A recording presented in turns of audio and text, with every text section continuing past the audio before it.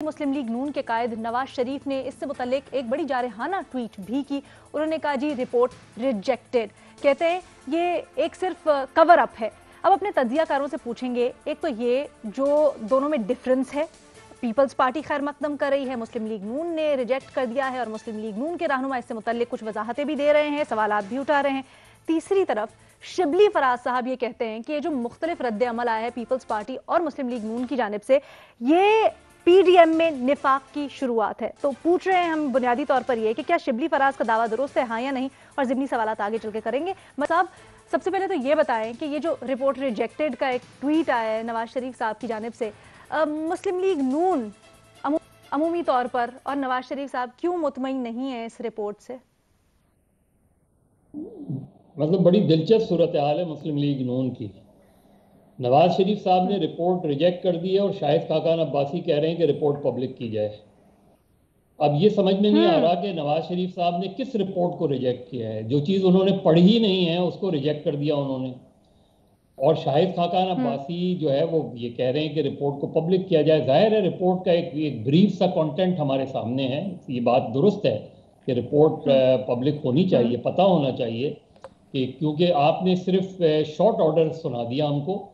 پتہ نہیں کہ کیا سرکمسٹانسز تھیں، کیا چیزیں تھیں، کیا چیزیں ہوئی ہیں، کس طریقے ہوئی ہیں۔ وہ رپورٹ نہیں، بہرحال پبلک نہیں ہوئی ہے، پبلک ہو تو زیادہ بہتر ہو، ورنہ تو آپ اتنی ہی چیز پہ ڈسکس کرتے ہیں جو چیز آپ کے سامنے ہوتی ہے۔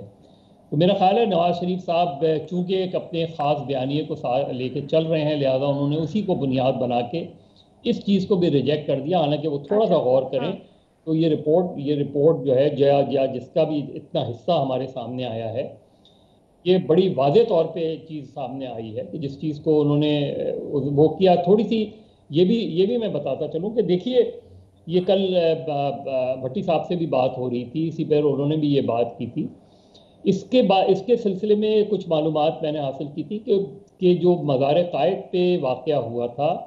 اس کی اگر کمپلینٹ جو ہے وہ صرف میجسٹریٹ کے سامنے کی جا سکتی ہے، اور میجسٹریٹ کے سامنے اگر آپ کمپلینٹ کریں تو اس کا ایک سمری ٹرائل بھی ہو سکتا ہے۔ اب میجسٹریٹ کے سامنے کوئی کمپلینٹ نہیں گئی اس میں، اور اب بھی یہ ہو سکتا ہے، یہ اٹس نیور ٹو لیٹ کہ آپ میجسٹریٹ کے سامنے دیکھ لیں، ٹیسٹ ہو جائے گا کہ میجسٹریٹ کو ایک کمپلینٹ بھیجیں، میجسٹریٹ دونوں پارٹیز کو بلا کے فیصلہ کر سکتا ہے اس سلسلے میں۔ لیکن یہ بات کہ میرا خیال ہے مسلم لیگ نون اور پیپلز پارٹی کے درمیان جو ایک پوائنٹ آف سے آج غالباً مریم نواز صاحبہ اور بلاول بھٹو کی ملاقات کی بھی خبریں آ رہی ہیں، تو عین ممکن ہے کہ یہ چیز بھی اس کے سامنے آئے۔ جو اس کے علاوہ جو بلاول بھٹو زرداری کا انٹرویو تھا جس پہ کافی تنازع کھڑا ہوا، مختلف نون لیگ نے تو اس طرح اس پہ ریاکٹ نہیں کیا، لیکن پی ٹی آئی نے ضرور اس کو یوز کیا اپنے انٹرسٹ کے لیے۔ تو ہو سکتا ہے کہ اس کے بعد کچھ چیزوں میں کلیئرٹی آئے۔ مجھے نہیں لگتا کہ یہ کوئی نفاق کا باعث بنے گی،